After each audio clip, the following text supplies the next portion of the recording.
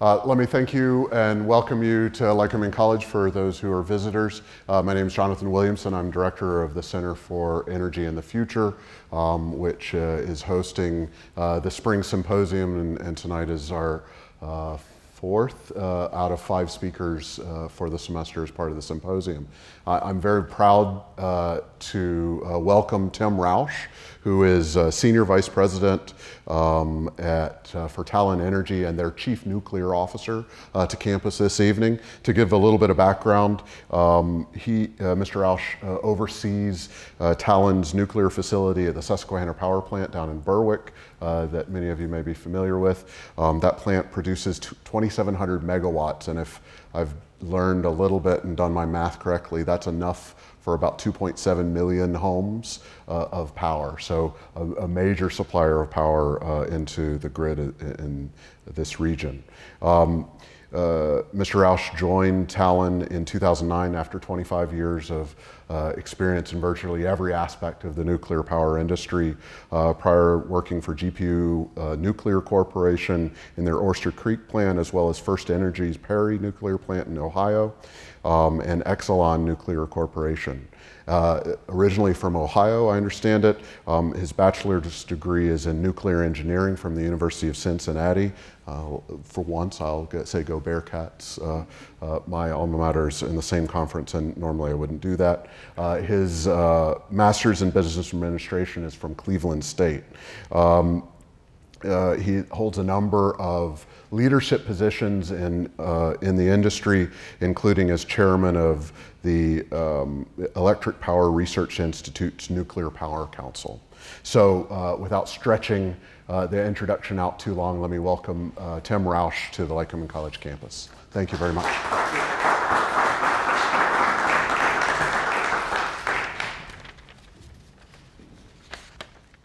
Okay, are you on? Hear me all right? All right, well, good evening, everyone.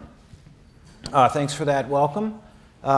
Pleased to be here to share a little bit about what I know and what I think. I'm not a self-proclaimed expert in any way, shape, or form, so I'm sure there's more opinions out there than just mine, so we'll get an opportunity to talk about those.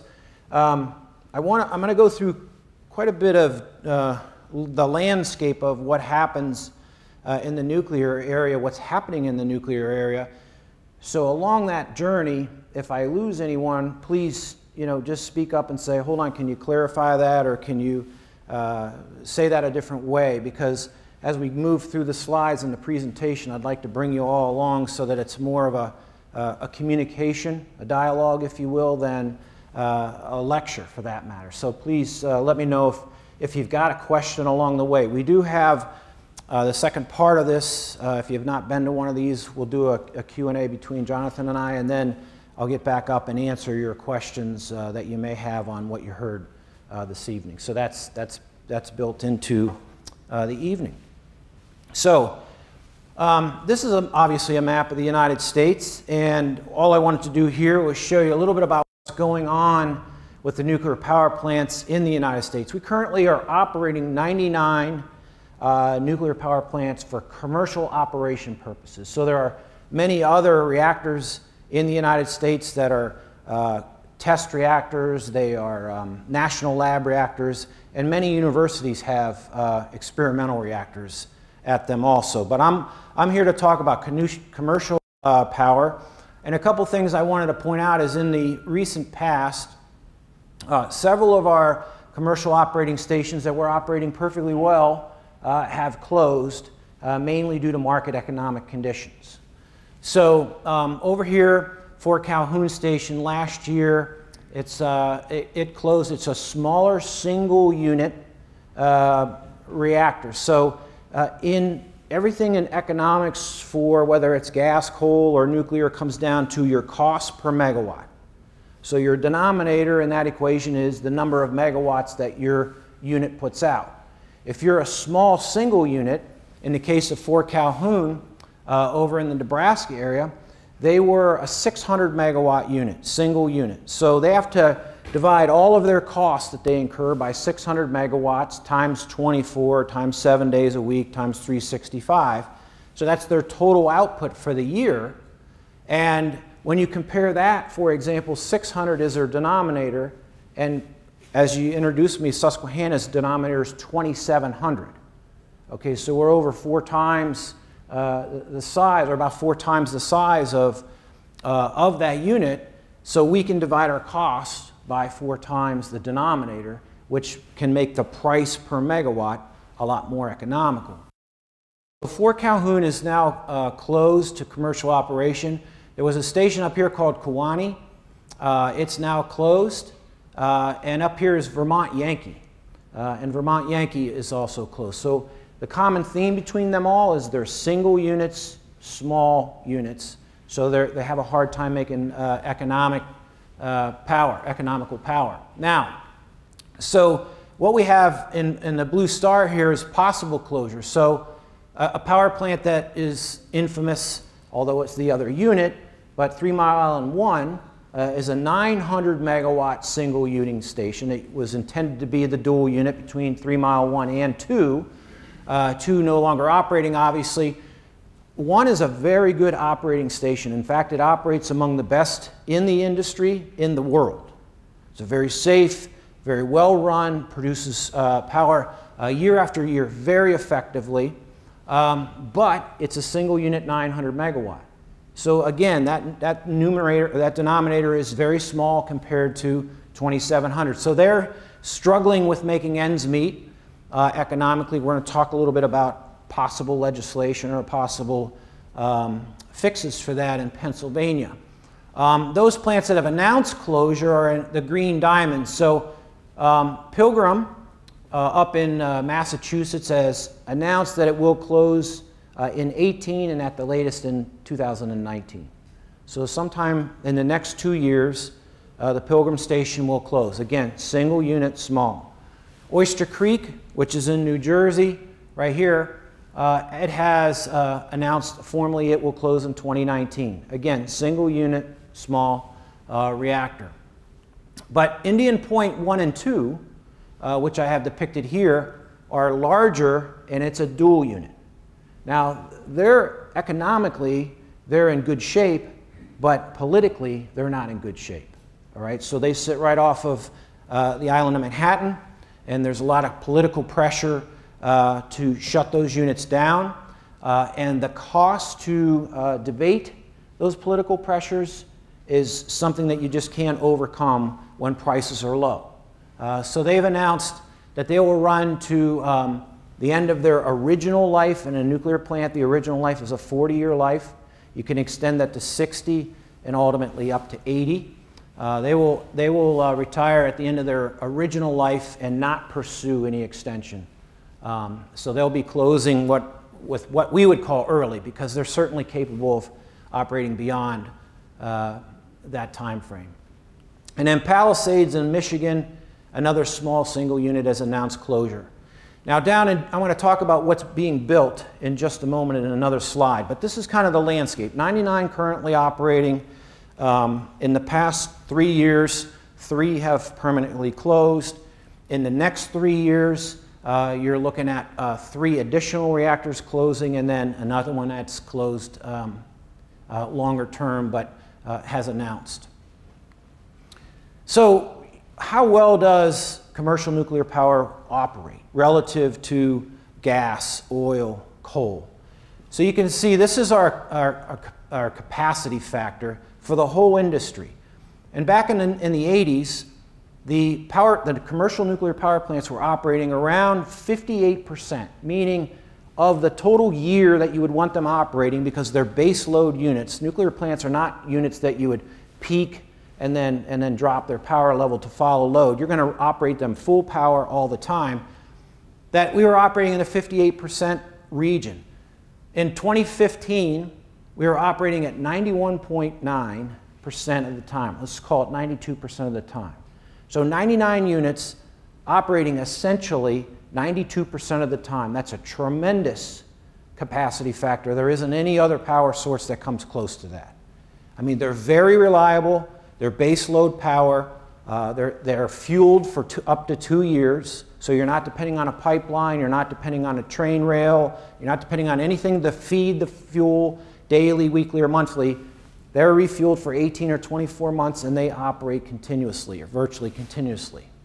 So they're very good operating power plants. We have an internal regulator that we self-created following 3 Mile Island in '79, and it's called the Institute of Nuclear Power Operations. And the goal of the Institute of Nuclear Power Operations is you have the Nuclear Regulatory Commission that says you must operate your facility in accordance with your manual or your technical specifications. So it's almost like saying you're going to operate your car in accordance with the operating manual. The Institute of Nuclear Power Operations is a self-regulating body that we're all members of, and we say, well, compliance is not good enough. We're in search of excellence. Okay, so the way we operate our power plant, and you can see since its formation in 1980, is to operate them with excellence. Not in compliance, but over and above compliance, and operate them at an excellent standard. So the Nuclear Regulatory Commission says, here's the amount of radiation dose that an individual that works there is allowed to get. We self-regulate that to, at the most, 25% of what the government says is a safe level. We don't have to do that, but we do that for ourselves to keep everyone safe and the environment and the public safe. Now down south in South Carolina, there's 2 units under construction currently. This power station is called VC Summer. In Columbia, South Carolina, there's a single unit there now. They're trying to add 2 additional units, units 2 and 3. They're currently, unfortunately, 2 years behind original schedule and 21% over in terms of budget. So that does not bode well for the next generation of construction of nuclear. Also, one state over in Georgia, in Vogtle, there is currently a 2-unit station. It's operating very well, and they're currently adding unit 3 and 4. And it's the same technical design as being built at VC Summer, virtually 4 exact same units for simplicity. But the company that was providing the construction and the design of that facility currently is struggling. And if you're keeping up with this industry, you saw recently that Toshiba Westinghouse is going to declare bankruptcy. Last year, they were some $9.9 billion over their budget as a company. Not solely due to the construction of these facilities, but certainly added to their deficit by the construction of these facilities. So the fate of these 4 units that are currently under construction, quite honestly, is up in the air right now until Westinghouse resolves their bankruptcy woes, and then these 4 units get to determine whether or not there is sufficient funding to complete them or not with their contractor. So those are the only 4 currently under construction in the United States. Now you write down the number, but don't quote me on it because it changes all the time. The last I checked, there were 67 nuclear power stations under construction in the world. All right, so although the United States is not building these as baseload assets of importance currently, I've been to India, I've been to China, I've been to Japan, and I've been to Russia, and there is massive construction around the world currently in the area of commercial nuclear power. 27 of those units that I refer to are in China alone. So, what are our challenges in nuclear power? Because we have challenges. We have a high fixed operating cost, and 60% of that is in our O&M. We're going to talk a little bit more about that in a minute, but that's our operations and maintenance budget. So this is our people. What does it cost to employ our people, to maintain our equipment, to maintain our property, to address regulation, and so forth. Fuel is 20% of our cost. And then so roughly the other 20% is in our capital improvements, meaning replacement equipment, modifications, improvements to our power plant that are permanent. Incentives to renewable energy are a serious challenge to nuclear power. I'm going to walk you through what I call a stack chart in a minute.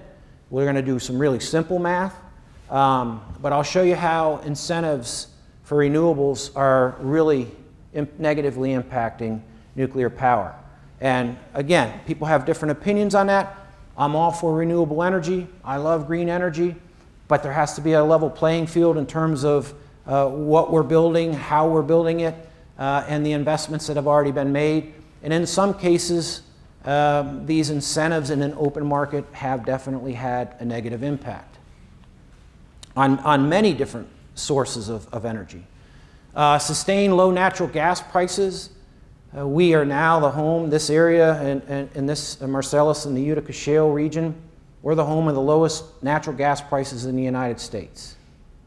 All right, and for all, depending on what analyst you read, listen to, talk with, those low natural gas prices are here to stay for a long period of time, unless there is some natural kind of disaster, which none of us want. You know, whether that's determined that fracking is polluting groundwater, whether fracking is adding to seismic activity.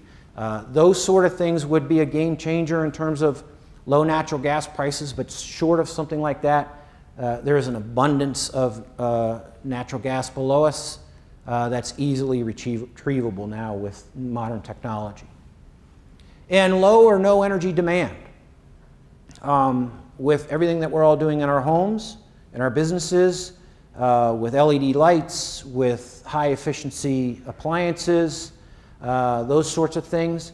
There's been a little bit of demand growth, not much, but a little bit. But those energy efficiencies that we're buying and building into residential and commercial properties are really offsetting that, even though it's just a little bit, really offsetting that. So it's just very easy to say that demand is flat. All right, so have to factor that in, and that's a challenge because we all know Economics 101, if the demand curve is flat, but the supply curve is going up because we're building gas plants everywhere, what is power price going to do? It's going to go down, right? It's the supply and demand curve is going to tell you it's going to go down, and it has gone down, and I'm going to show you a little bit of that math here shortly. This slide's a busy slide. I just wanted to show you really quickly changes recently in nuclear power in terms of legislation. The first state to make a big step in legislation was New York. So you can see, what I wanted to show you here is the state of New York is 31% nuclear, about 40% natural gas, 19% hydro, and then your other 8–9% is renewables, petroleum, and coal. Very little coal used in the state of New York. Extremely small amount in their portfolio. But recently, they formed a clean energy bill, and they were the first one to do so. And so in accordance with that, what they've done is they're incentivizing the nuclear facilities to continue to run, because when the Clean Power Plan came out about 2 years ago, I'm going to greatly simplify this just to keep the conversation going. It basically said take your 2014 carbon output of all sources in the United States and then by state itself, and the Clean Power Plan, as it was drafted initially, it went through several iterations and now it's off the table currently, but had it been enacted, said you take your 2014 total carbon output and by 2023 you have to be at 50% of that. Now the only way you're going to go from 50, you're going to reduce your carbon output in your state in the United States by 50% is by introducing other sources of energy that don't produce carbon. Well, gas is very popular right now because of low gas prices, but gas units put out 60% of the carbon of a coal plant. So yes, it's less, but it's not zero. So we have this tendency to think, okay, I'll close down or not operate the coal plant. I'll build and operate a natural gas plant. It's clean. It's 40% cleaner than the coal, but it still produces 60% of the carbon output. Where nuclear is zero. So if you start shutting down nuclear plants, replacing it with coal or gas, which way is the carbon going? It's going up instead of coming down. So the first thing New York wanted to do was preserve the amount of fuel or amount of their portfolio that was producing zero carbon in order to try to meet the pending Clean Power Plan. All right, so they were the first one to put in some legislation. Now, today I'm not here representing that's a good legislation or bad legislation. I haven't taken a side on that. I'm just communicating they were the first state to do that. Yes, sir, you had a question? Yes, I did. When you're comparing the carbon emissions, gas and coal, is that looking at the total carbon emissions and other environmental damage, including getting whether it's coal or oil out of the ground, not coal or oil, coal or gas out of the ground, using it to produce the power? Or, I mean, in the coal industry, a lot of that is the environmental damage and so forth you get from mine runoff. Yeah, and I'm just Other things, hauling the coal. I'm just talking about what comes out of the effluent stacks at the power plants. Yeah, there's a whole other amount of it in terms of extracting it and transporting it and so forth. But just trying, with the amount of time we have today, I'm trying to keep it fairly simple. So I'm comparing effluent stack to effluent stack. Okay. So gas is 60% of coal. So this is New York, pretty significant introduction of legislation and approval for that matter. This is Illinois. Illinois followed closely thereafter. Now Illinois's got quite a portfolio difference from New York. They're 50% nuclear.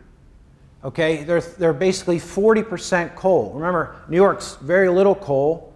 Okay, and then about 10%, 11% renewables and natural gas. So a totally different portfolio for Illinois.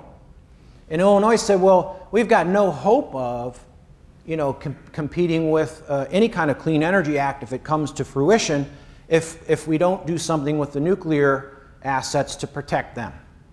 So they offered a ZEC, a zero emissions credit, for the base load nuclear power that's operating. And it's based on how cost economical you are at the time. So you don't get a handout, you get a percentage based on your current economics.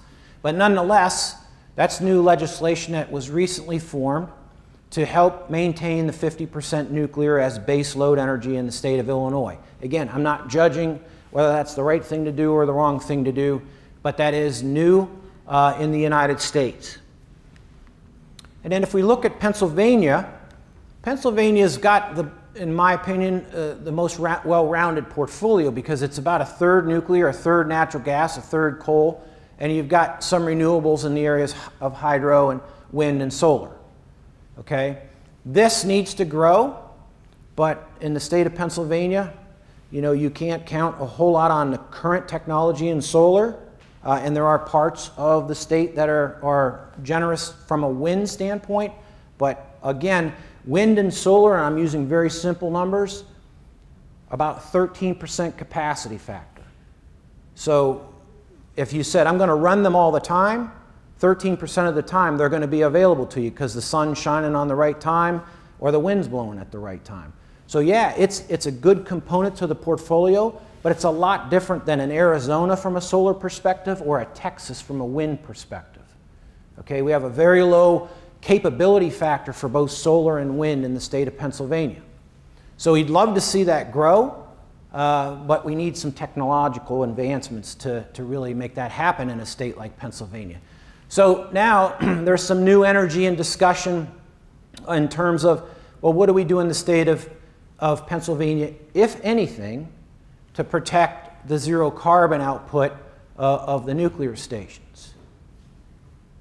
So again, a third is the way to think about Pennsylvania. I'm going to go into more details in here in a moment. Now, here's some round numbers. 20% of all electricity in the United States is produced from nuclear power. All right? So those 99 generating stations, 20% of the power.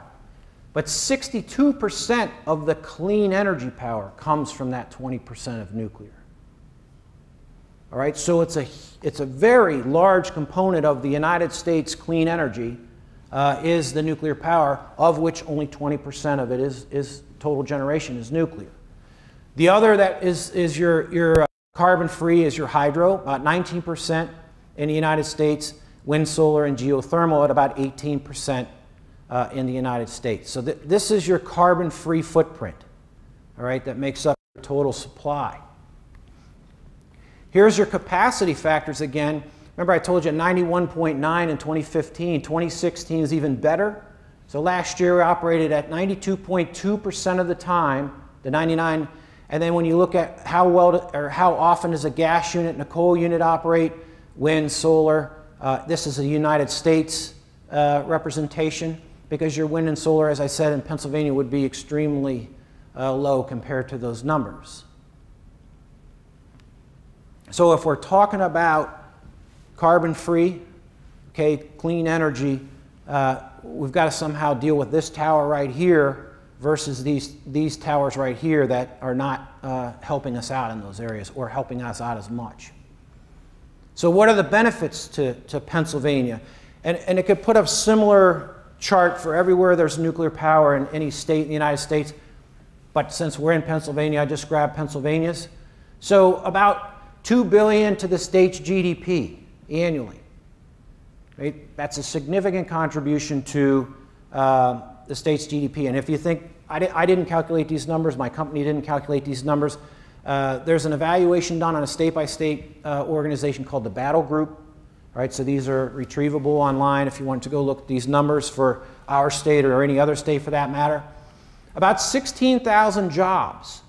So when you look at the nuclear plants themselves, there's about 6,000 jobs that are full-time equivalents at the nuclear power plants.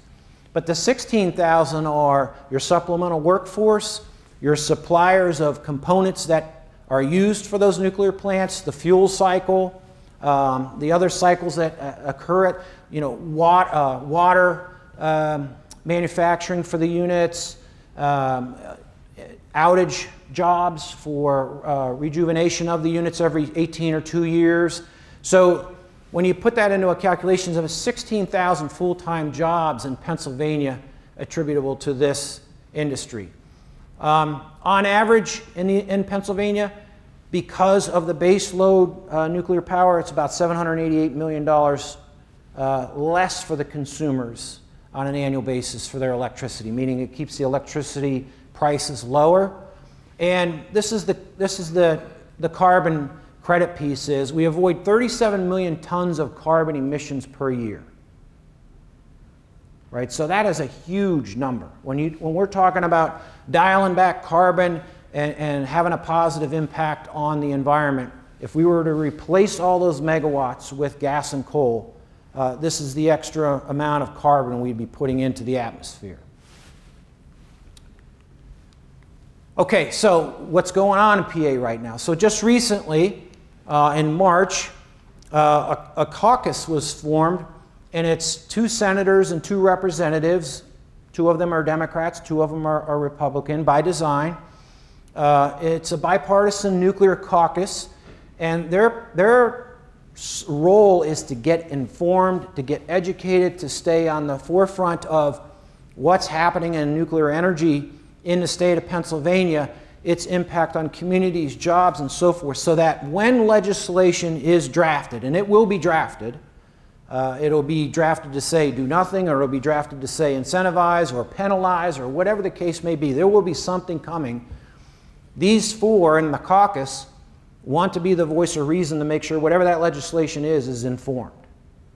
Okay, and it's nice that it's bipartisan and it's Senate and representatives, so that we can speak to the different levels in the organization to make sure that they're getting everything they need to craft informed legislation. Now, I would tell you there's a lot of opinions that says we should just go back to a very clean open market.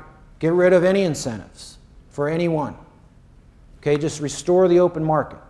And then there's others on the other side that would say, no, we need to add more incentives to nuclear power plants or solar plants or wind plants.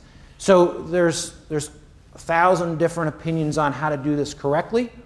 And so what we want to do is what the Pennsylvania legislature wants to do is go through this in a calm, collected, informed manner. They also want to see what happens in New York and Illinois, who have recently adopted legislation, because immediately upon adopting the legislation in New York and Illinois, there were anti-groups that are going to sue the government for passing the legislation, or sue the companies that are associated with it. So obviously there's different opinions on what should be done and can be done. I'm just here to tell you that we do have a caucus that's started and formed, and they've reached out to all the different companies to get information and be informed so that they can be voices of reason when legislation is drafted. Okay, you may have heard the chicken and the egg question your whole entire life. There's a similar one that says, does power pricing set the price for gas, or does gas price set the power price? So I'm going to solve the chicken and the egg as far as gas prices and power prices are concerned for you. So the red line is natural gas pricing based out of Henry Hub, which is in Louisiana. So it's kind of your Wall Street, if you will, or your NYMEX of who sets the price for natural gas in the United States. Henry Hub is that price setter. So you can see as the red line goes, PJM West is west side of, in the Harrisburg area, if you will. That's where we set the price for power in PJM. And PJM is Pennsylvania, Jersey, Maryland. Again, just to keep that simple. That's a retail distribution area where that particular company, PJM, sets the pricing for what you would charge industrial and commercial and residential customers for power in that region. It's an open market, a deregulated market, and this company, PJM, sets the pricing.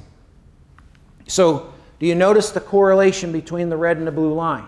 I mean, there's some peaks and valleys and spikes and so forth, but if you think about back here in 2008, I'm going to follow the red line for a minute, your power price, your gas prices were up around $13 a unit. Okay? So $13 is a unit. That was a high price for gas back in 2008. We're all the way down to, when I was talking about this same subject last summer, $2. $2 for a unit of gas. Okay? I'm going to show you how that affects power pricing in just a minute. But you can see that when gas was $2 right here, if I go across to this right here, well, that's the price for this is what PJM is willing to pay you for a megawatt of electricity. Right? So when gas is $2, PJM is willing to pay you about $25 for that megawatt of electricity to then distribute to all the customers. Okay, well, the nuclear plant, I'll tell you, my nuclear plant cost me $25 a megawatt to make it. All right? So you might as well just close the doors if you say, well, I'm going to do all that. I'm going to have 1,100 employees. I'm going to take on the risk of a nuclear generating station, all the cost, all the debt, all that I have associated with it, and all I'm doing at the end of the day is breaking even. Well, you're not going to do that very long. You wouldn't do that at home with your home economics, right, or anything else. So there's some things that change that, but that's how low power prices have gotten. So those smaller units that I told you that have gone out of business, those units range between $35 and $40 a megawatt to make a megawatt of electricity, because remember, it's cost per megawatt. Their megawatt number is a lot lower. Their price per megawatt's a lot higher. So if you're making it at 35 or 40 and they're only paying you 25, how long are you going to do this? Not very long. Right? So that's why you see plants have said, I'm done, and others have announced, I will be done shortly. And then if you read the analyst reports, we expect this to hover between $2 and $3 for the next 5+ years. All right? It may be much longer than that. They keep discovering more and more reserves. And this is how wholesale electricity prices have changed over the last 10 years, for example. So there's a min and a max, and typically what that means is at night when energy demand is low, or in what we call a shoulder month like this month where it's typically, you know, in the 60s, low 70s, you're not running your furnace and you don't turn your air on yet, right? So there isn't a high residential demand. So at night you'd be on the low end of this, and during peak day, you know, while all the commercial operation, industrial facilities are running and so forth, you could charge more because demand is higher. So you could see, first of all, you see the total height of this is large, all right, and you're ranging between 45 and 75. And the price has continued to go down and go down. Now it's very narrow band, 30 to 42, all right, and your average price down here around $37, right, where your average price up here was 60. So it's almost half in just a little over 10 years in terms of what the distribution system is willing to pay us for making that megawatt of power. And this part is not germane to just nuclear. If you're a coal unit, if you're a gas unit, it doesn't matter. They don't pay you different for your megawatt because you produce it from gas or coal or nuclear. They pay you for your megawatt because they want it on the wire and they're going to distribute it to the customers. I put this in here just quickly to show you this is supply and demand of natural gas storage. And real quickly, you can see that when you have warm weather, what do you expect you're doing with all of your storage facilities with natural gas? You know, you're filling them up, right? You're filling up your storage because there isn't a demand at the households for it. So you're going to go ahead and fill your storage up. And what do you think price is doing when it's not in high demand? Price is going down. So this just shows you the opposite correlation of what I showed you, but it also shows you, you can see that same red line I showed you earlier. So your gas prices are all the way down here in the $2 to $3 range. This is your gas prices again. This is your stored capability of natural gas. Now when you have something like a hurricane, what you're going to do is you're going to use all of your storage because pipelines aren't running, for example, or people aren't at the facilities. So you're going to use your storage, and that's going to cause your prices to go up. Supply and demand. All right? But for the last several summers and winters, relatively speaking, across the United States, it's been very extreme. You haven't had the vortex occur the last couple years. So the eastern seaboard, storage is full right now. You know, everything you could put storage in or gas in and store it, it's full, right? Because we had a very mild winter. So prices are back down, they're very low. We expect them to stay there for a while. This one I put in because I wanted to show you, here's our area, the Marcellus and Utica, the black line being 2014, and this is how much are we pulling out of the systems, meaning the mining systems, the well systems. And real simply, what we pull out in 2014, the projection by 2022 is over twice that. Okay, so we're not done increasing what we're able to extract in this area under current projections. The rest of the lower 48, they see this is the cheap gas. These rigs are shutting down. So we can get it cheaper buying it from the Northeast than we can down south, pulling it out ourselves now. Okay, this is where it all comes together, hopefully, for you. So what I've got here, this is what we call a dispatch curve. And let me explain it very simply. Over here is how much the dispatcher, the distribution system, is willing to pay you for the megawatt if you sell it to them. Okay, all my company does, for example, we make electricity and we sell it to the dispatcher. We don't own wires and poles and transformers or anything anymore. That's the utility. You know, that may be Penelec for you, that may be PPL for you, MedEd for you. Those are utilities that distribute to the households. My company doesn't distribute. We don't own powers, wires, anything. We make electricity, we sell it to a distributor. The distributor is willing to pay a certain amount for the megawatt. And the way they do that is they they forecast demand for tomorrow. So tomorrow, let's say tomorrow is going to be 80 degrees. It's going to be sunny skies. It's April.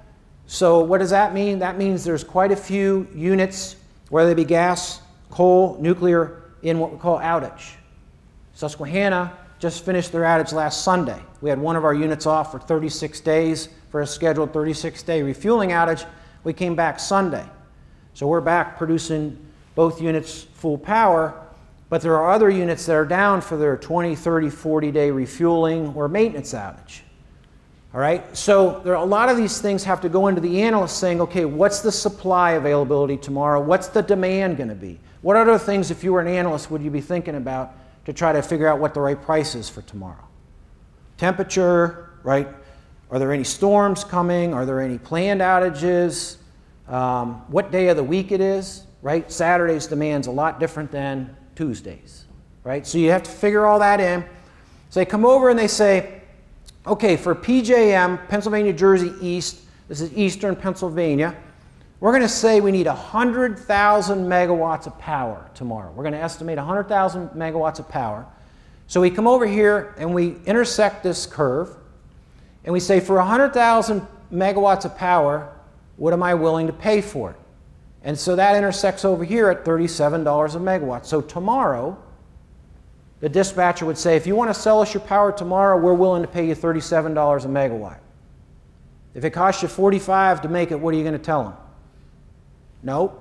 If it costs you $35, you're going to say, yep. So here's how this works. Here's what we call a first quartile nuclear plant. This would be a dual unit, big dual unit, and they're making money. They're making power for about $20 a megawatt. Big dual unit nuclear plant. This is a second quartile, $25. Okay, this is a third quartile. They're more like 30. This is a fourth quartile plant, like 3 Mile Island that we talked about. I'm not picking on them just because it's a single unit, small. They're in about the $40 range. So tomorrow, if 3 Mile's running, they're running out of the money. They're not, because it's selling for, they're getting paid 37, it's costing them 40 to make it. But they're not going to cycle the unit because the nuclear plants are base load. They're meant to either be parked at full power or parked off. They're not meant to be operated to load follow like a gas unit or a coal unit. So they'll continue to operate it at full power, and they would be out of the money by $3 all day long tomorrow. Okay, they're not going to do that for very long, and I'm just using them as an example. Now, if you're a coal plant like Montour's close by, right? So Montour's a big, very large, environmentally retrofitted, it's a good fossil coal unit. Brunner Island down the river, similar, units 1, 2, and 3. Your average coal plant of that size is a $40 unit. So for me to bring the coal in, pump it into the boiler, burn it, make the electricity with the coal unit, that size unit's going to be a $40 unit. Okay? So they're going to be out of the money. What do you notice when you drive around and you look at coal plants these days? They're not operating, right? Because it's not economical for them to operate. So one of the things we did at Brunner Island, 1, 2, and 3 down the river, is we converted them so that we can burn gas or coal in them. And we finished those projects in January of this year. Now the neat thing about how much does it cost a gas unit to generate is very simple. Gas units are on what we call a heat rate.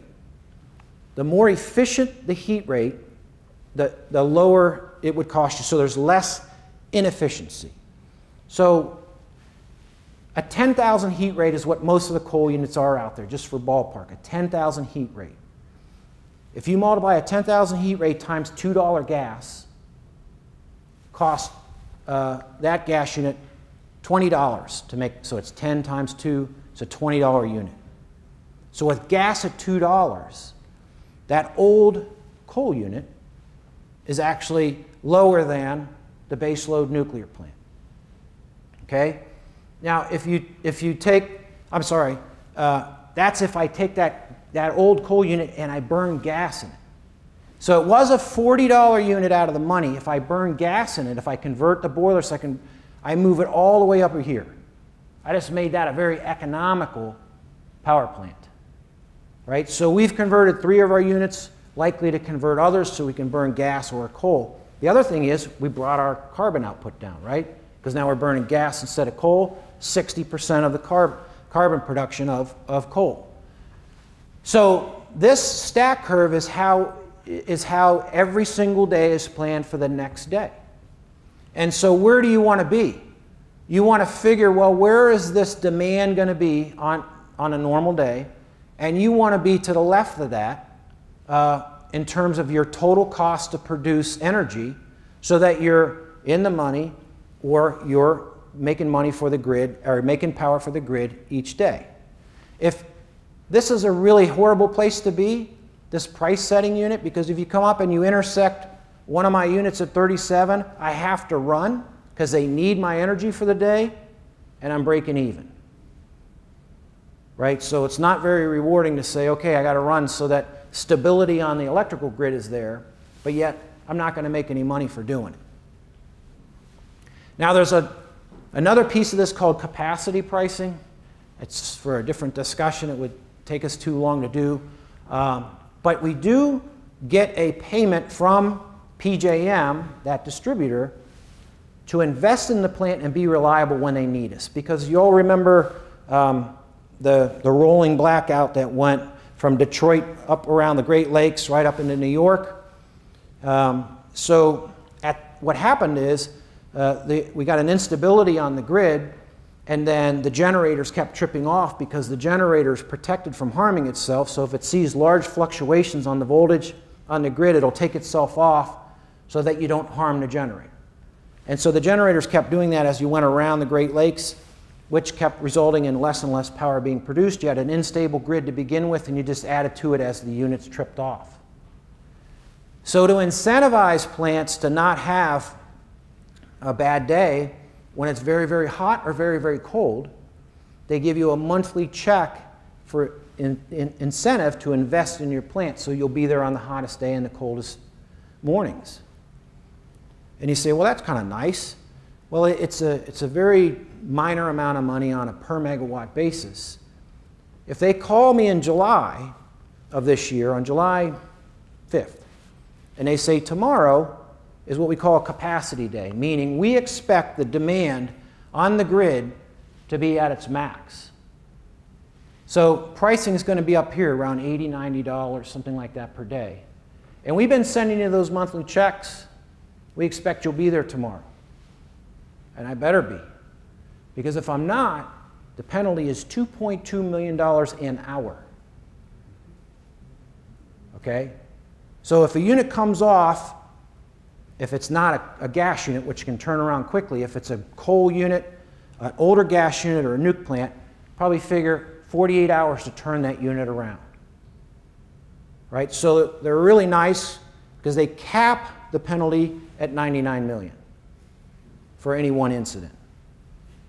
So if you operate a power plant all year long to make $50 million, for example, in revenue, I'm not talking about profit, in revenue, and you have a bad day on a July or a January, and it costs you $99, you can see that's not going to be very well, viewed by shareholders, by the public, by anyone.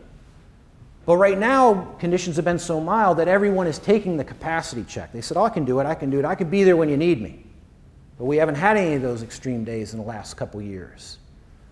So that'll be kind of resetting, if you will, the next one of those that we have, and people aren't there and they have to pay that penalty. They're probably not going to take those capacity payments going forward. So that's yet to happen, but there's another piece of price setting that's in the capacity market. I wanted to show you this real quick because these are all the pipelines that are planned, because we are the lowest natural gas area in the United States. The problem is we can't get it out of here. We're congested with gas. That's my funny line for the day. It'll hit you later. So what we need to do is get that gas out of here. And we need to send it to the eastern seaboard, right, where they can liquefy it and send it overseas. We need to send it up into Canada. We need to send it down to the south. We need to send it to the west. Right? But right now, it's all bottled up right here. We don't have the trunk lines to move it. So there's a lot of natural gas new development and expansion capabilities that are on the books so that we can move the gas throughout the United States freely. Okay, so what are we doing about this? So in the nuclear plants, we formed a coalition that we call Delivering the Nuclear Promise. It's the 25 chief nuclear officers, like myself, that are among the 25 companies that own nuclear plants. Each one of them has a chief nuclear officer. We've got in alignment with that Institute of Nuclear Power Operations I was telling you about earlier, and Nuclear Energy Institute out of Washington, D.C., and we've identified some processes and some regulation that, if they were improved or optimized or deleted for that matter, would allow us to make safe, reliable, cost-effective generation without any incentives. Okay? So, for example, there's a whole codes committee. If you understand engineering or the physical sciences, there are many code committees that we have in the United States that require certain codes to be met in order to build, to operate, and so forth, your boilers. We have those codes. We design the plants in accordance with those codes. We operate the plants in accordance with those codes. But we still have to be reviewed by the Nuclear Regulatory Commission for any change that we want to make to those. So the bill we get for them to look at anything is $350 an hour. And let me tell you, nothing in this business takes an hour. All right? It takes a lot of hours. So, you know, these bills of 10, 15, 20, $15 million to review a change, right, they add up. And so if there's no added value in terms of safety, why are we doing those? Why are we doing those sort of things? Or why are we doing it as much? Or why is it taking as long? So we're looking at ways to ensure safety, ensure all the margin is maintained, ensure all the proper reviews are done, but use modern technology to do those things in a much more efficient way so that we can keep our costs controlled. We're engaging our employees in an innovation program, and I was sharing this recently, right before this.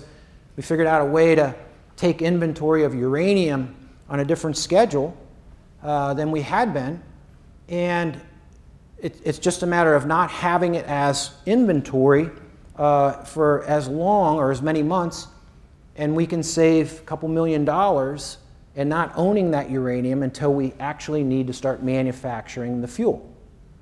Right? So it's just, and our employees and our employee group brought that to us. Said, you know, if you delay the transportation of that to where we have to take physical control of the inventory, we can lower our cost. And then we have a continuous improvement team on site. We brought in an expert group of 4 people that have done this in our nuclear field and many other industry fields, for that matter, and figured out how to find and eliminate bureaucracy and wasteful process and no value added processes and so forth.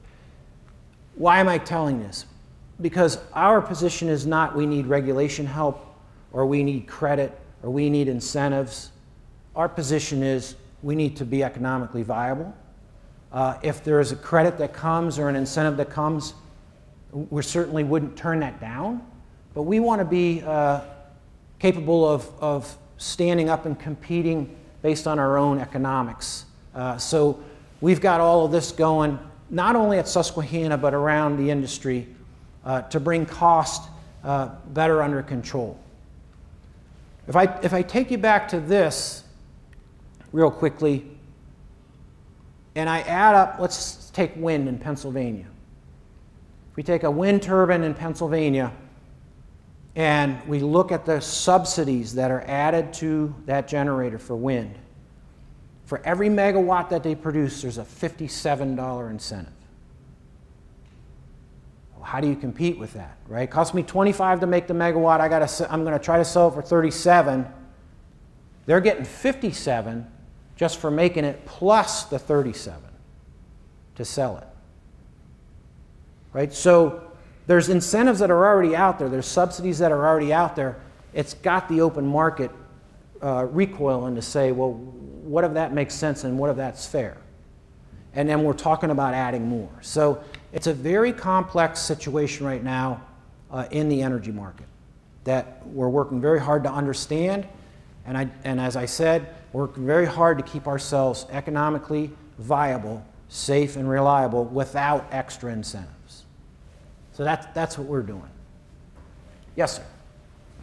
I understand that the French reactor system operates quite efficiently, mainly because they standardized their reactors, whereas our reactors are made by different companies, and you can't just sort of take a man and taking one reactor to another and having noise doing. Is that true? And then the Chinese, what are the major differences between how we're bringing reactors online, how we're building them and operating them, between what we're doing and what the other big nations are doing? Yeah, real quickly, and then we'll get to this piece, and then I'll come back up and answer some more. But the way you ask the question is the accurate answer. There are, in many other countries, they are designing, building, starting up, and operating an identical unit. In the United States, it's all private companies or public companies. And the first thing that we do in the United States is we take this brand new design of a reactor and we say, okay, now I want to add 2 valves here. I want to change the output. I want to make it a 500 kV station instead of a 230 kV, and we customize it. Where the cost comes in is the regulator, which we have, which is a very important part of that. If you're a regulator that's trained and qualified on the standard design, and I'm company X and I customize the design, they have to go teach you how to do the review of the customized design. There's a cost to teach you that. There's extra hours for you to evaluate my custom design, right? Then there's extra hours, 365 days for you to oversee the way I'm operating the custom design because it's different from all the rest. China is saying we're building them exactly the same. Okay? If the control room in the first one's pink, the control room in the 27th one's going to be pink. Right?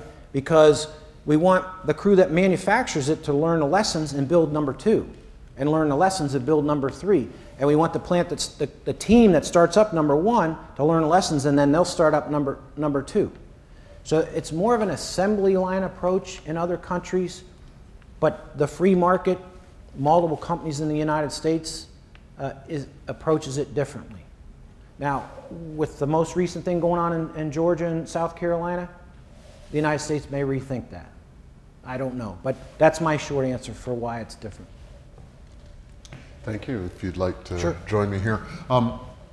For those of you who attended the talk by Dr. Hallmark, one of the things we started at that time was an opportunity for the speaker and I to engage in a conversation. And the real purpose behind that is, while Mr. Roush will be here once and will benefit tonight, of course, from that his take on things, we don't have the benefit of having him come back and have a conversation with our next speaker, much less our last speaker, or the speaker after that or before that. And so if the goal here is to ask a relatively standard types of questions so that we as the audience can really benefit over time from having our speakers in an indirect way engage with each other in terms of the bigger pictures of really the idea behind the Center for Energy in the Future, our energy future. And so to kind of launch in that, given what you've talked about in terms of the technological issues, of course, with nuclear and related power generation fields, the politics and especially the economics that you've talked about tonight, I guess my initial question for you is, what do you see as our energy future in the United States and then around the world? And I'll hone in on that with a little more narrow kind of question after you've had a chance to reply to the big one. As great as the United States is in so many different ways, the one thing that I feel that we're lacking that kind of leads to all this is we don't have a national energy policy. For example, and again, I'm here to talk nuclear, so I'll use nuclear as an example. A new nuclear plant that we were considering building at Berwick, the third unit, that was a $16 billion investment. And it would cost 6 years to build. But without a national energy policy, what if that policy changes during the construction of that? And this is an open, deregulated market in Pennsylvania. So unlike the South, where they start getting a return on their construction cost immediately, if you built a $16 billion plant in Pennsylvania, you don't get a return from the customers until you can sell the power to the distributor, right, which is going to be after construction is done. And then it's like owning a home. You took a $16 billion loan. It's probably another 20 years before you're at break even for that station. So when you make a $16 billion investment in a nuclear power station in a deregulated state like Pennsylvania, you're really putting a lot of risk. I'm not talking about nuclear risk. I'm talking about financial risk out there for 24, 25 years. And without a national policy, that's too much risk to take. So you won't do that. You won't see large-scale investments like that under the current environmental or economic and political conditions. What you'll see is what we're seeing. I'll go spend $800 million. It takes me 3 years to build it. I'll build a gas unit. That gas unit's so efficient with low gas, it pays for itself in 5 years. If the policy changes 6, 7 years down the road, I've already made my money on that unit. I could just close it. So it's a very short-sighted energy market right now because we lack that national policy. I mean, one of the things I've been out there listening a lot to lots of different perspectives on energy, and the advocates for the new generation of renewable to not take sides on applying that label to nuclear or not. The wind and solar are saying, hey, we're on the verge, especially with subsidies, as you pointed out, but maybe even without them, on the verge of being cost competitive today. But I mean, really, then my question is that the next step? Because the development cost on the next unit of output, with all the caveats you applied, to develop a turbine or an array of turbines or an array of solar power is also a smaller upfront investment. Mm-hmm. Do you think that's then going to be an economic spark for those kinds of developments as well, as opposed to, again, nuclear? Yeah. So, my opinion, the subsidies that are being offered for things like wind and solar, the $57 that I threw out there, the only way I sleep at night is I consider that an R&D stipend. Meaning we've got to help people develop the new technology. It's not economical right now, so it wouldn't be developed. But to spark innovation and technology improvement, you've got to incentivize. The real change that's going to happen in most of our lifetimes for wind and solar is not a better wind turbine or a better solar panel. It's a battery. Because if you can store the energy when the sun's shining in Pennsylvania, but I don't need it on the grid, and I can store it today, then remember, they call me for tomorrow. They may say, is your 200 megawatt battery full? And I say, yes. Now they can dispatch it tomorrow, just like a hydro station where I would open up the floodgates and make power for 6 or 8 hours. So when you can make wind and solar dispatchable on demand, that's a game changer. And that's common, but that's the battery technology. So we don't need a better solar panel, although we'd always benefit from more efficiency there, or a wind turbine. We need battery technology. And it's arguable how close we are to large-scale storage. Sure. Anticipated some of my next questions. What are the challenges? What do we not know, et cetera? What is on specifically that? What if we have battery technology that allows you to store on the kind of scale you just talked about? What does that do to nuclear? Or, and more broadly, let's say, what do you see as, if we're seeing only the small single unit nuclear plants closing now, is it just a matter of time for the larger dual units who are running at higher capacity loads, et cetera? Is it just a matter of time before the economics changes to the worse for them? Or as long as gas is at $2 and not 50 cents, they'll be competitive. And as long as there's not battery technology, they'll be competitive. So kind of a combined set of questions to let you riff on there for a second. Yeah, I think if you got to large scale storage, it changes the entire landscape. Okay. But it can't happen overnight, right? You can't, if it happened today while we were sitting in this auditorium, you know, hey, major breakthrough on battery or large scale storage capability, you've got to put that infrastructure in place around the United States. You know, that's tens of years to retrofit the infrastructure. But it would be a game changer. You would start making decisions for the long term differently. Okay. I don't think you would build another large gas, coal, or nuclear unit. I think you would see smaller modular type of energy production stations being built Okay. that service more of a community or a town concept, Okay. because then you have the ability to store via your renewables, and you would use the combination of smaller kind of base load power plants, maybe they're gas, maybe they're hydro, maybe they're wind, whatever, but with that dispatchable storage, I think it completely changes the way we think about a national grid. Okay. Now, just if I may, Yeah, sure. Until we get there, if you ran with the football of gas too far, because I think a portfolio ultimately to bridge us to that point we're talking about, it, the right portfolio or a mixture is the right answer. Let's just say we went to gas tomorrow across the United States and gas remains low, okay? But then there's something that causes gas to spike to $14. Okay. Or there's an earthquake or something like that, and there's 4 trunk lines supplying the gas all over the United States, and the earthquake takes out 2 of those, and half the United States goes black because you can't get gas to your gas units.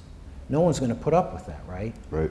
So there would have been, somebody made a poor infrastructure decision that made us vulnerable to 4 trunk lines carrying gas to the entire United States. So would you say then that a diversified portfolio is best until there's a game changer? Yes, I think that's the right answer. And, Okay. and I'm not saying it should be mostly nuclear or the other. I just think you have to have diversity in your portfolio until you get to that long-term energy storage capability. One of the, and you've already answered this question, but one of the things that I told you that we want the last speaker to be able to speak to you and then you to speak to the next speaker. And one idea that I had for that was to, and we'll get to the second part of this in a second, was basically to have each speaker ask the next speaker a question. And so interestingly enough, you've already anticipated it. Terry Hallmark, who is a political risk analyst, was here a few weeks ago, and he said, given what you know, what single event do you see of us serving as a fundamental game changer for your field?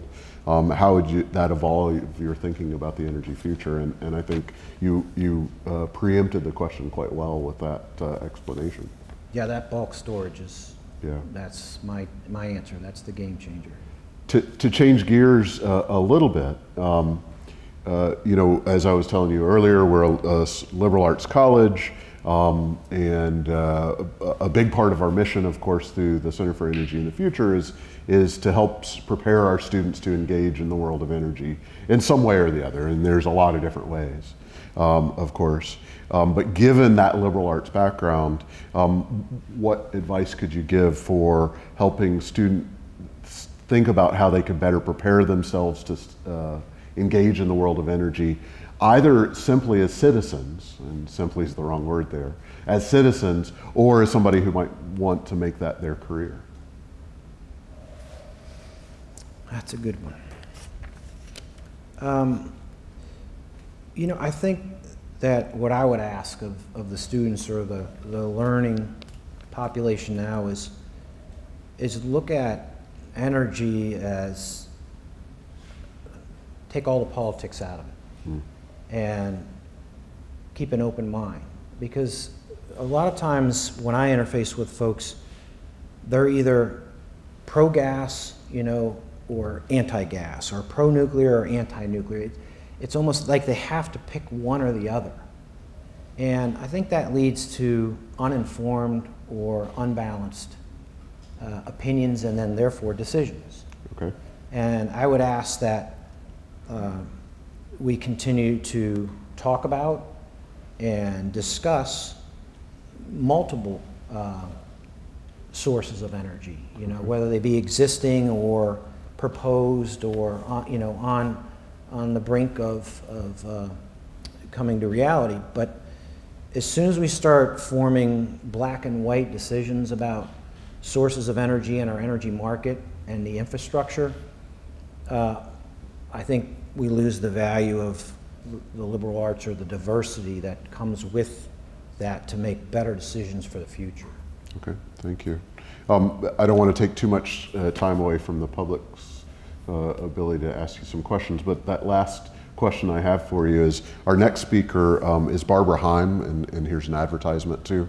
On April 20th, Mrs. Heim, who's a graduate of Lycoming College and was a senior executive in human relations for the BG Group that recently was sold to Royal Dutch Shell, if you've heard about that from the news.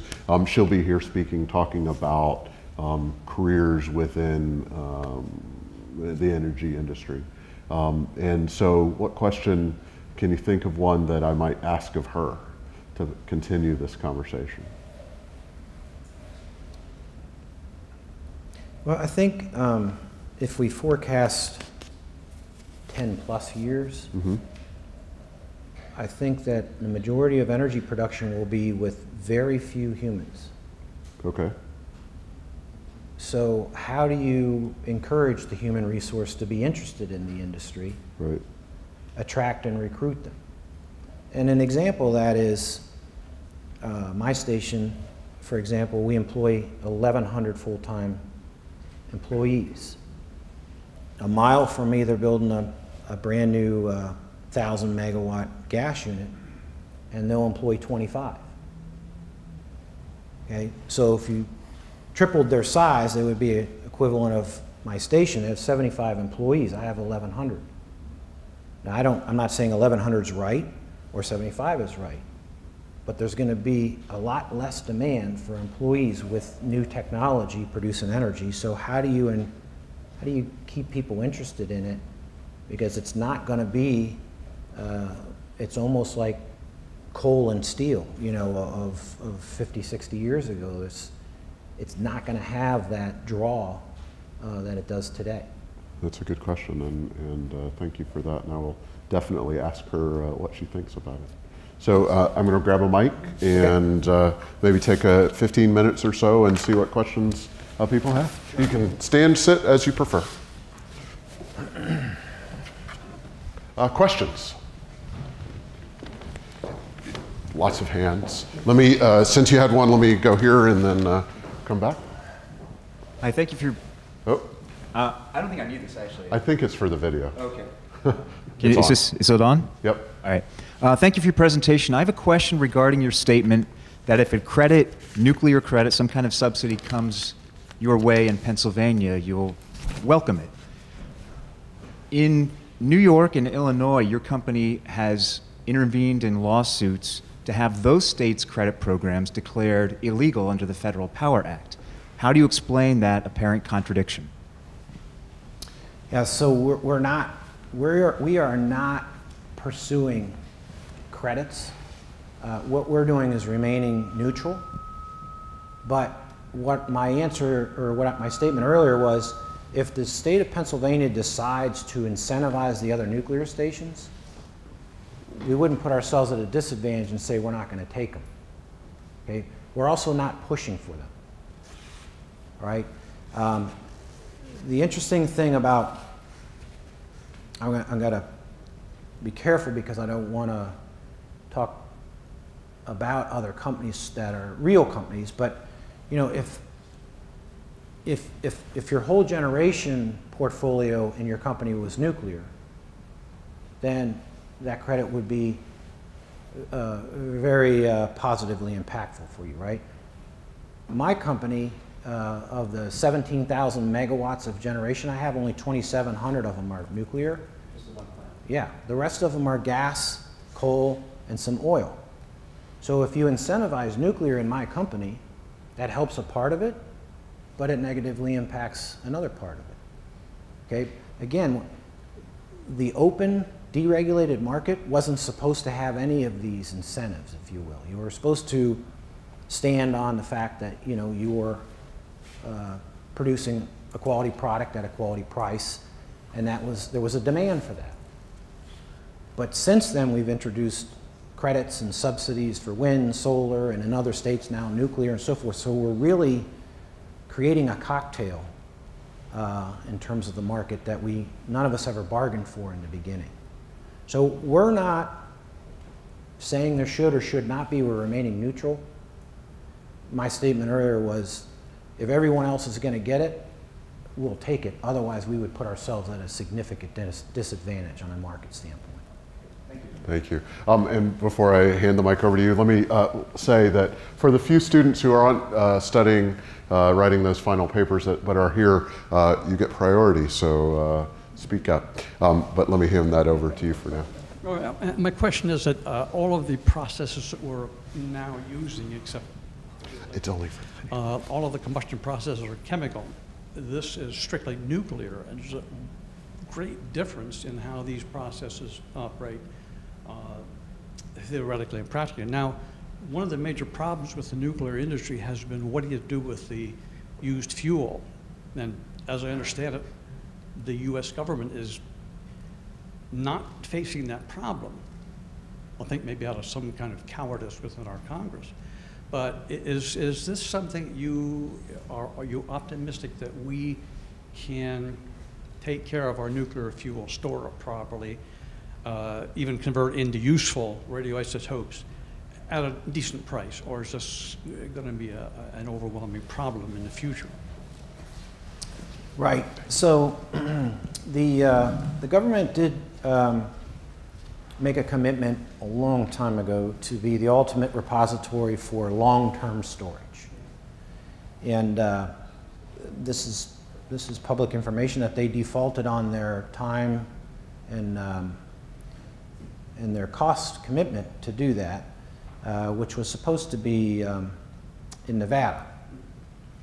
And so that's currently not being pursued. There was a Blue Ribbon Commission under the Obama administration to relook at long-term storage to evaluate how they could meet their long-term commitment. And there's a report to that effect, and Yucca Mountain still comes up as the best fit for that long-term storage, but we haven't had anybody rekindle that. So to answer your question, I think that there will be progress made on further evaluation and deciding on what we're going to do with long-term storage. I also believe, and this is just me, that in the future, I wouldn't say in the near future, the next couple of years, but in the future, we will revisit how we reconstitute used fuel such that there is less and less actual end waste. The Europeans are doing it. They've been doing it for a long time. We do it at some of our national labs. It is a proven technology. It's completely safe, and it would significantly reduce the last end or the tails of our waste if we were to pursue technology like that. I think that's very possible to do that. But we need an administration that makes it important. So. Questions?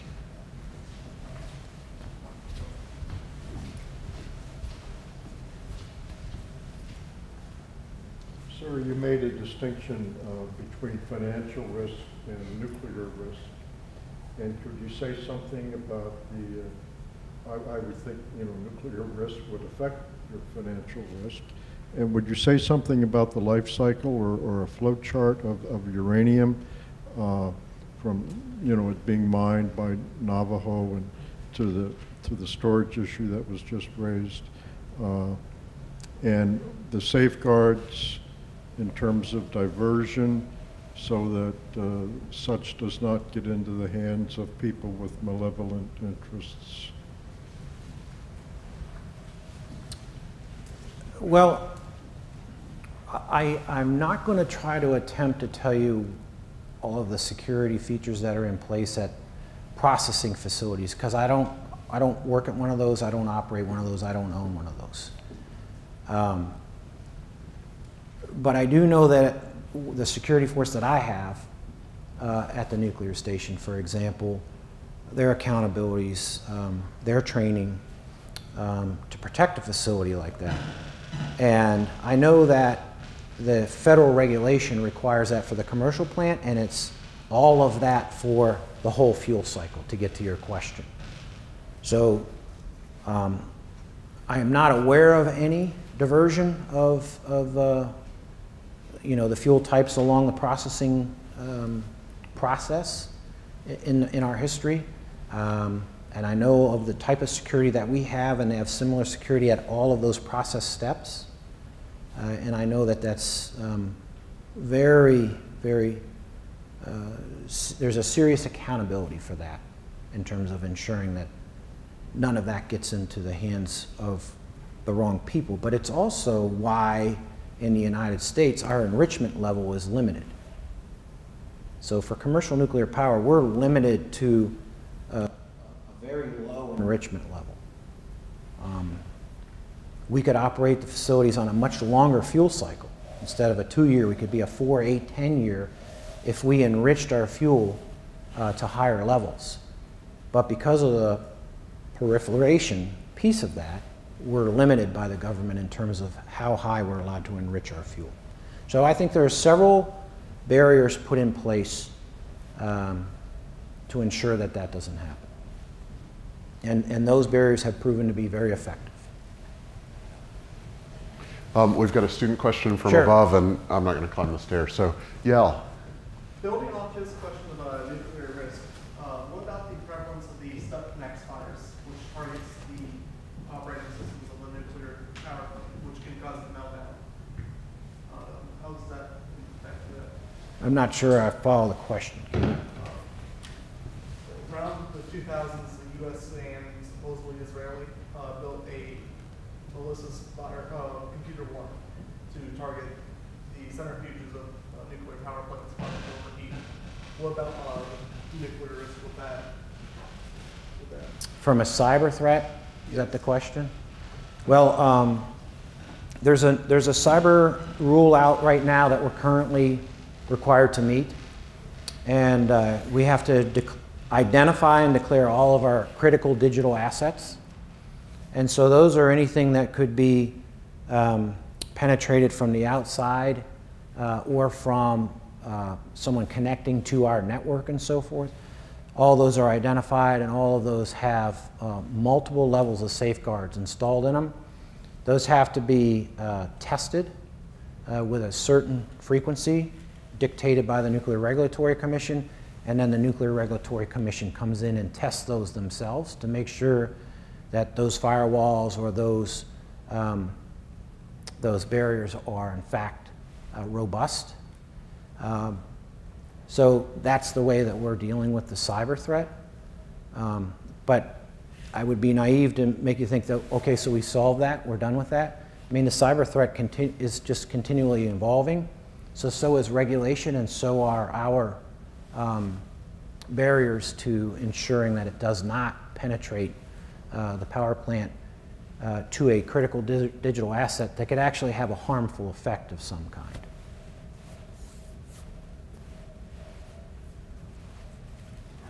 I guess it's a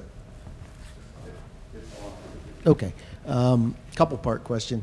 The kind of reactor that Bill Gates talks about, that this gentleman Jonathan touched on it. You touched on it. What's the per megawatt cost to build those kind of things? Is that competitive? I mean, we're hearing that wind is getting so cheap per megawatt that you just can't compete with it. Do you have any, that's the first part. What does that cost for new technology? And is it really feasible? Is it really going to happen that we can build those kind of plants? Well, the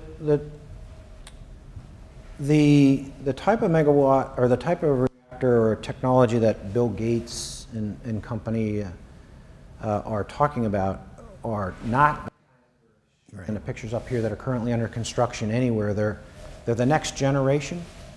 They're along the lines of the way I answered Jonathan's question earlier. They're smaller. They're built more on a modular basis, so you can control your cost, meaning you would set up a factory somewhere and you would build these the same way and then 18-wheel them to a location. I'm simplifying it a little bit, but you can control your cost significantly by controlling the manufacturing process versus building it on site. You kind of put it together on site. The fuel cycles will be longer, the refueling outages will be shorter, the overhead, the administrative requirements associated with that from a staff and so forth would be smaller. So on paper, they're capable of being a lot more cost effective, but we haven't built one. I mean, those of you in the room that remember kind of the current generation that we're currently operating when it was introduced for commercial nuclear power in the 60s, the phrase was, it's going to be too cheap to meter.